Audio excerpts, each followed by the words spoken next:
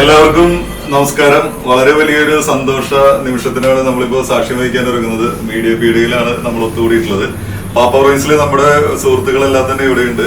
രണ്ട് കാര്യങ്ങള്. ഒന്ന്, നമ്മള് പാപ്പ റോയിൻസിലെ നമ്മുടെ പ്രിയപ്പെട്ട കരുത്തുറ്റ നമ്മുടെ മെമ്പറായിട്ടുള്ള ഷീജോന്റെ സീമന്തപുത്രൻ അലൻ ഷീജോ +2 പരീക്ഷയില് ഉന്നത വിജയം കരസ്ഥമാക്കിയിരിക്കുകയാണ്.